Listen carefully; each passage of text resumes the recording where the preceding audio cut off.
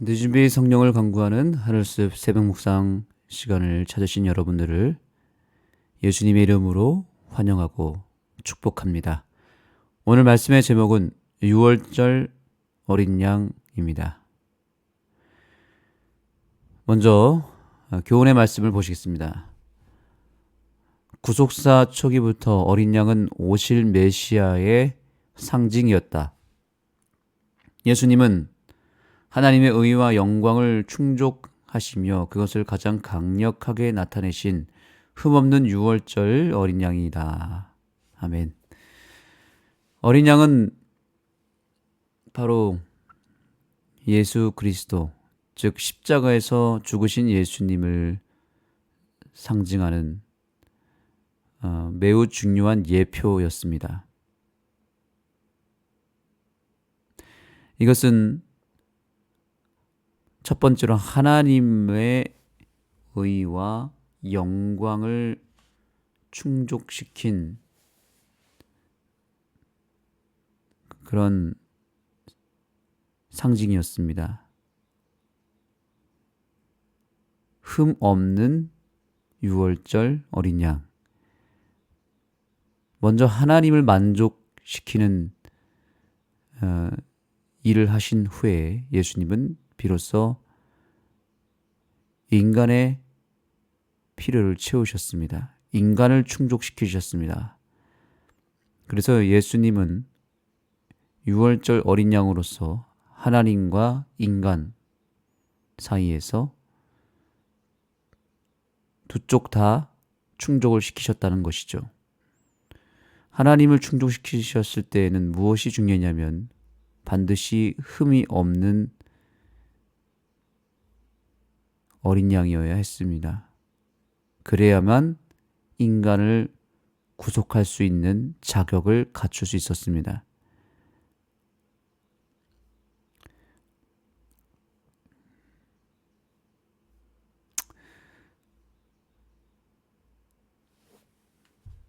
자, 여기 보시면 하나님께서 어린 양을 번제로 드리게 하실 때에 그 어린 양에는 몇 가지 특징이 있었습니다. 크게 세 가지 특징이 있었습니다. 자, 여기 보시면 너희 어린 양은 흠 없고 일련된 수컷으로 하되 라고 되어 있죠. 흠 없고 일련된 수컷이어야 했습니다. 수컷은 이해가 됩니다. 예수님은 남성으로 오셔야 했습니다. 여성이 아닌 남성으로 오셔야 됐고, 또한 그렇다면 흠 없고 일련된 수컷은 무엇을 의미했을까요? 흠이 없다는 말은 이 어린 양이 어느 곳 하나 다친 곳이 없어야 됐고 더럽힌 것이 없어야 했다는 것입니다. 완벽하게 흠이 없는 상태여야 했다라는 것인데, 이것은 예수님의 무음한 예수님의 영적인 상태를 상징했습니다. 히브리서에 보면 이런 말씀이 있죠. 우리와 한결같이 시험을 받으시되 죄는 없으셨다라는 말씀이 있습니다. 그래서 예수님은 우리와 똑같은 모양으로, 인간의 연약한 모양으로 오셨지만 모든 일에 우리와 한결같이 시험을 받으셨지만 단 한 번도 죄를 범하시지 않으셨습니다. 죄 자체가 없으셨습니다. 그래서 예수님은 죄에 대하여 그야말로 무흠하셨습니다. 예수님이 단 한순간이라도 죄를 범하셨다면 예수님은 우리의 구원자가 될 수 없었습니다. 사단은 이것을 알았기 때문에 예수님께서 이 땅에 오셔서 33년 반을 사시는 동안에 사단의 끊임없는 시험을 받으셨습니다. 예수님이 태어나는 그 순간부터 사단은 예수님을 죽이려고 그랬고 예수님을 더럽히려고 했습니다.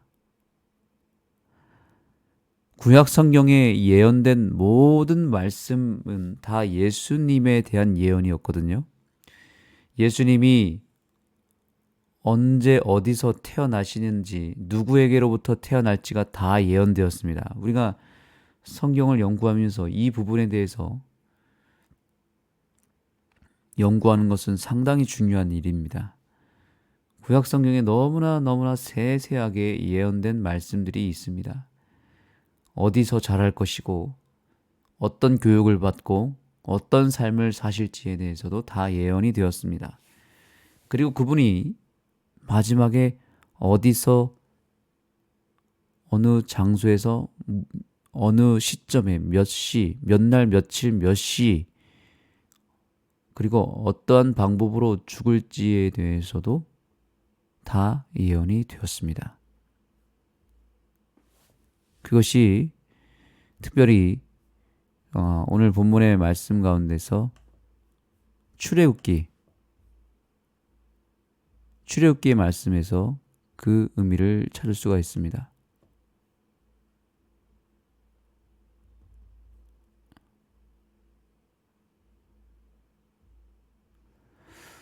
출애굽기 12장의 말씀을 한번 보시겠습니다.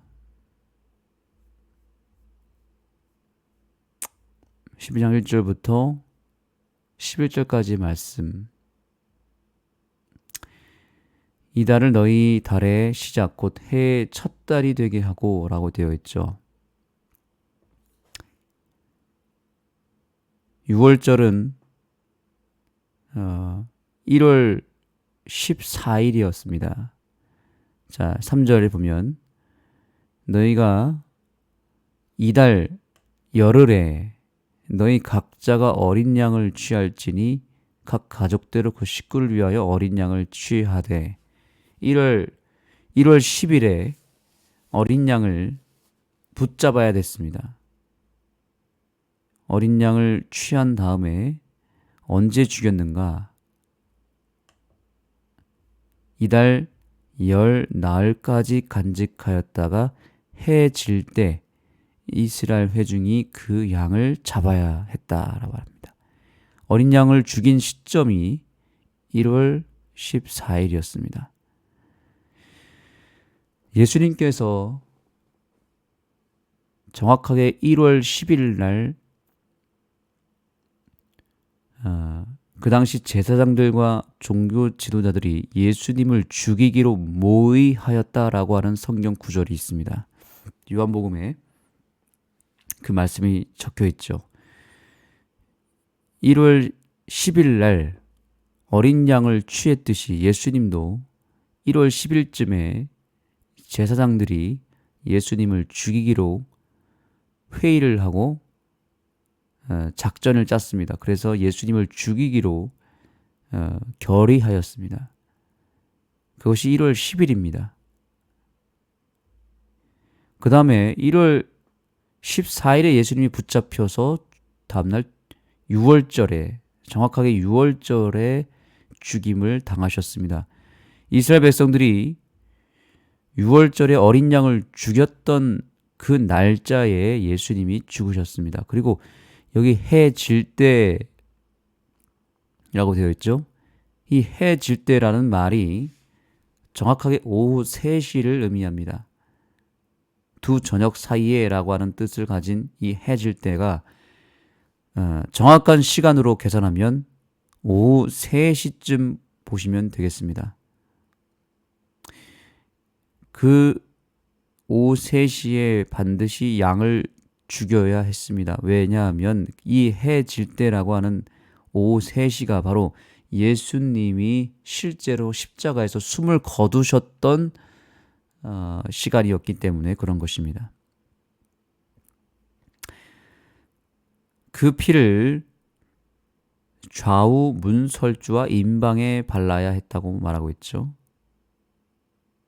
이것은 예수님께서 십자가에서 좌우 양 손에 피를 흘리시고 십자가에서 죽으신 그것을 상징하는 것입니다. 좌우에 바르고 임방에 바름으로 이마와 양손에 피 흘림을 당하셨던 예수님의 죽으시는 장면을 상기시켜 주기 위한 하나의 시그널이었습니다.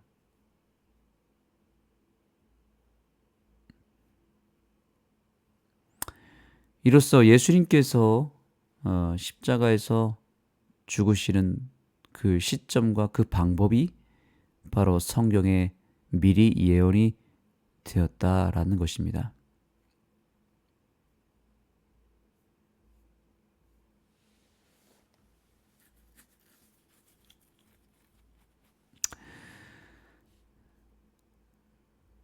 그리고 처음 난 것으로서 반드시 1년 된 어린 양으로 구속해야 된다고 예언됐죠. 1년 되었다라는 말은 무엇을 의미했을까요? 어린 양이 가장 혈기왕성하고 가장 건강하고 가장 상태가 좋았을 때가 언제였는가? 바로 1년이 되었을 때입니다. 1년이 지난 다음부터는 점점 쇠퇴하는 단계였기 때문에 딱 1년 된 어린 양을 번제로 드려야 됐던 것은 어린 양이 1년 됐을 때 가장 상태가 좋고 혈기왕성하고 힘이 세고 가장 잘생기고 가장 이 양이 깨끗했을 때가 바로 1년 된 상태였기 때문입니다. 예수님이 언제 드려진 바 되었습니까? 예수님이 공생애를 시작한 시점이 바로 30살이었습니다. 이스라엘의 그 풍습 속에서 30살은 그 인생에 있어서 가장 찬란한 순간, 가장 상태가 좋은 절정의 단계가 바로 30세였다고 합니다. 그래서 나실인이 하나님께 드려진 바 됐을 때가 30세, 제사장이 안수를 받을 때가 30세. 그래서 이 30세는 이스라엘의 그 인생 주기에서 가장 좋은 때를 가리켜서 30살이라고 했다고 합니다. 그래서 30살이 되었을 때 하나님을 위하여 그 인생을 구별하고 바치는 일을 했다고 합니다. 예수님께서 정확하게 30세가 되었을 때에 공생애를 시작하여 33세 반에 십자가에서 죽으셨습니다. 바로 예수님은 1년 된 어린 양, 흠없고 1년 된 어린 양의 상징성을 완벽하게 이루셨다라고 하는 것입니다.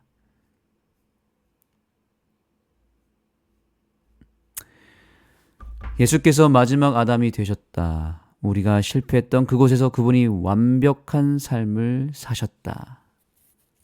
예수님은 인성을 통해 인류가 이루어야 했던 모든 것을 이루셨다. 예수님은 완벽한 삶을 사셨습니다. 흠 없는 삶. 하나님의 말씀을 완벽하게 이루시는 삶이었습니다.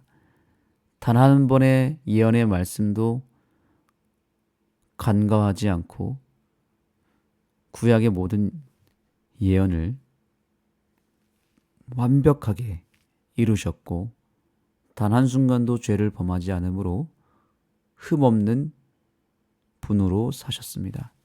그리고 그러한 흠없는 삶을 우리를 위해서 바치셨습니다.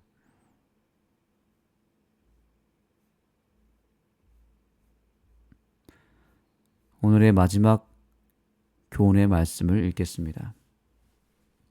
사도는 우리의 유월절 양 곧 그리스도께서 희생되셨느니라고 말한다. 유월절 양을 죽이는 것만으로 충분하지 못했다. 그 피를 문설주에 발라야 하였다. 네, 이 부분이 굉장히 중요합니다. 유월절에 어린 양을 죽이는 것으로 끝났다면 하나님의 재앙으로부터 면제를 받지 못했습니다. 죽이는 것으로 부족했습니다. 그 피를 받아서 반드시 그 집 문설주와 임방에 피를 발라야 살 수 있었습니다. 그와 같이 그리스도의 보혈의 공로가 각 영혼에게 적용되어야 한다. 예수님께서 십자가에서 2000여 년에 죽으신 것으로 우리의 구원이 끝난 것이 아니라는 것이죠. 구원은 분명히 선물로 값없이 보장되었는데 그 2000년 전에 흘리신 보혈의 피가 우리 각 사람에게 적용되지 않는다면 그 피의 효력을 누릴 수 없다는 것을 분명히 해야 된다고 강조하고 있습니다. 그 피를 어떻게 해야 될까요? 우리는 그분께서 온 세상을 위하여 죽으셨다는 사실을 믿을 뿐만 아니라 우리 각자를 위하여 죽으셨다는 것을 믿어야 한다라고 말합니다. 우리 각자를 위하여 피를 바리는 그 믿음이 우리에게 필요하다는 거죠. 우리는 속죄 희생의 공로를 우리 자신에게 적용해야 한다. 아멘. 우리 각자가 그 보혈의 피를 우리의 마음의 임방에 바르는 행위를 하지 않는다면 우리는 십자가의 사건이 2000년 전에 확실하게 갈바리 언덕에서 이루어진 사건이라 할지라도 내 것이 되지 않으면, 즉 그 피를 내 마음에 바르지 않으면 그 십자가가 아무런 효력을 발휘하지 못한다는 것을 기억해야 합니다. 그래서 엘렌 화이트는 우리에게 이렇게 권면했습니다. 하루에 10분 정도를 예수님의 그 십자가의 장면, 피 흘리는 장면을 묵상하고 생각하는 것은 상당히 중요하다라고 말했습니다. 하루에 10분을 투자하라는 것이죠. 1시간도 아닌 10분만이라도 예수님의 십자가의 보혈을 생각하고 묵상한다면 우리는 그것만으로도 우리의 삶에 놀라운 축복을 받게 되고 우리는 매일매일의 삶 속에서 구원을 경험할 수 있다고 권면하고 있는 것입니다. 피를 바른다는 것은 좀 더 구체적으로 그분의 피의 능력을 내 마음 가운데 매 순간 반복적으로 새기고 그 십자가를 생각한다는 뜻이겠죠. 마음에 피를 바르는 것은 다른 것이 아니라 예수님의 십자가를 하루 10분씩 생각하는 것이고, 할 수만 있다면 정말 1시간에 단 1분만이라도 그분의 십자가를 생각하고 기억하고 묵상하는 일을 반복적으로 하는 것이 상당히 중요한 것입니다. 십자가는 실제적이어야 합니다. 우리는 단 한순간이라도, 단 1시간이라도 깨어 있어야 하는데, 그렇지 않으면 우리는 어느 순간 죄의 유혹에 넘어가서 더럽혀지는 존재가 바로 우리들입니다. 우리는 순간순간마다 넘어지게 되어 있습니다. 순간마다 죄에 노출되어 죄로부터 더럽혀지게 되는 것이 우리의 마음입니다. 그렇기 때문에 미연에 방지를 해야 되는데, 그렇기 위해서는 예수님의 피를 매 순간마다 바르는 것이 중요한 것입니다. 이것이 죄를 이길 수 있는 유일한 방법입니다. 이것을 하지 않는다면 그 누구라도 죄로부터 해방되고 죄로부터 승리할 수가 없습니다. 그래서 예수님의 보혈의 피를 내 마음 가운데 바르는 이 행위를, 이 빈도수를 늘려가는 것이 결국 우리가 죄를 이길 수 있는 유일한 길이 된다. 그렇기 때문에 이 아침에 우리는 예수님의 십자가를 바라보고 어린 양 예수님이 흘리신 그 보혈의 피를 생각하고 깊이 그 은혜에 젖어 있는 것을 유지시키는 그러한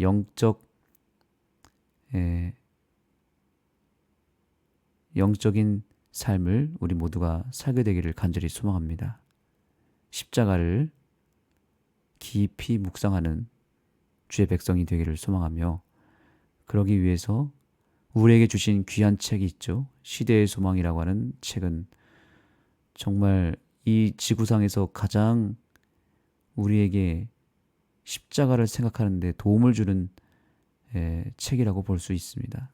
그 책을 다시 한번 이 기회를 통하여 붙잡게 되기를 소망하고, 특별히 그 책 가운데서 십자가 장면을 꼭 한번 읽어보셨으면 좋겠습니다. 그 책을 그렇게 깊이 예수님의 십자가를 바라보며 읽기 시작하면 마치 내가 그 현장에 있는 것처럼 느껴지고 예수님의 보혈의 피가 정말 내 마음에 적셔지는 그런 느낌을 받게 될 것입니다. 그리하여 예수님의 피를 매 순간 내 마음 가운데 바르는 믿음의 행위가 이루어지게 되기를 소망합니다. 기도하시겠습니다. 하나님, 오늘 이 아침 우리의 마음에 예수님의 보혈의 피를 발라주시고 그 피가 우리의 모든 죄를 깨끗하게 정결케 하는 놀라운 역사가 일어날 수 있도록 도와주시고, 그 피의 능력이 내 마음을 흡족해 하고 감동을 주고 무기력하고 절망 속에 무너진 내 심령이 새롭게 소생함을 입는 놀라운 기적이 임하게 하여 주옵소서. 거룩한 예수 그리스도의 피가 매 순간 내 안에서 흐르게 하여 주시고, 그 피의 생명력과 능력이 나를 강건케 하고 나를 기쁘게 하고 나를 회복시키는 놀라운 기적이 임하도록 역사하여 주옵소서. 예수님의 이름으로 간절히 기도드립니다. 아멘. 이제 각자 개인 기도하도록 하겠습니다. 예수님의 보혈의 피가 내 마음속에 흐를 수 있도록 간구하시기 바랍니다. 예수님의 십자가를 매일 10분씩 생각할 수 있는 거룩한 습관이 내게 잡힐 수 있도록 주님 앞에 기도하게 되기를 소망합니다. 기도 마치기 전에 찬양 한 곡을 듣도록 하겠습니다.